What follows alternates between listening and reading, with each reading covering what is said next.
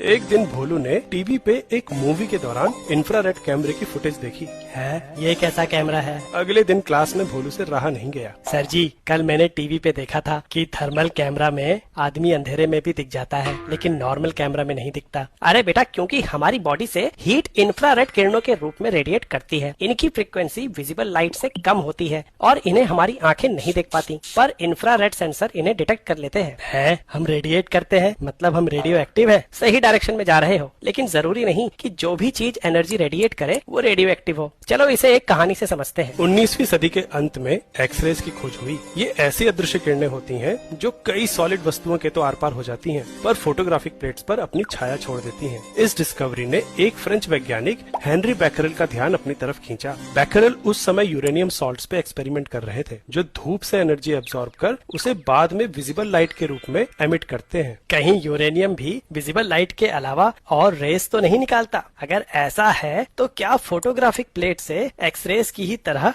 और भी invisible raise detect कर सकते हैं? क्यों ना एक्सपेरिमेंट करके देखा जाए। बैकरेल ने यूरेनियम सॉल्ट्स को धूप में रखने की तैयारी की। धूप में रखने से यूरेनियम सॉल्ट्स एनर्जी एब्सॉर्ब कर लेंगे। अगर बाद में इनसे एक्सरेज या और कोई अदृश्य किरणें निकली तो नीचे रखी हुई फोटोग्राफिक प्लेट पे निशान बन जाएगा, लेकिन विजिबल लाइट को फोटोग्राफिक प्लेट पे पड़ने से रोकना होगा। विजिबल लाइट को रोकने के लिए बैकरेल ने फोटोग्राफिक प्लेट को एक काले पेपर में लपेटने का निर्णय लिया। एक्सपेरिमेंट के लिए सामग्री तैयार है, पर किस्मत को कुछ और ही मंजूर था। उस दिन धूप ही नहीं निकली। हताश बैकरेल ने सॉल्ट और काले पेपर में लिपटी फोटोग्राफिक प्लेट को एक साथ अलमारी में रख दिया। जब कई दिनों बाद उन्होंने अलमारी में से इनको निकाला और फोटोग्राफिक प्लेट्स चेक की तो उनके होश उड़ गए। यूरेनियम सॉल्ट ने बिना सनलाइट में एक्सपोज हुए फोटोग्राफिक प्लेट पे निशान बना दिए थे। अरे, बिना सनलाइट एब्सॉर्ब किए निशान कैसे बन गए? कहीं यूरेनियम बिना एक्सटर्नल एनर्जी सोर्स के खुद की ही एनर्जी तो रिलीज नहीं कर रहा? ऐसा ही था। जाने अनजाने में बैकरेल ने एक नई खोज कर ली थी। बाद में एक्सपेरिमेंट्स में पाया गया कि जब किसी हैवी एटम का न्यूक्लियस अनस्टेबल होता है, जैसे कि यूरेनियम या थोरियम, तो वो अपने आप को स्टेबल बनाने के लिए अपने न्यूक्लियस का एक छोटा सा हिस्सा, जैसे अल्फा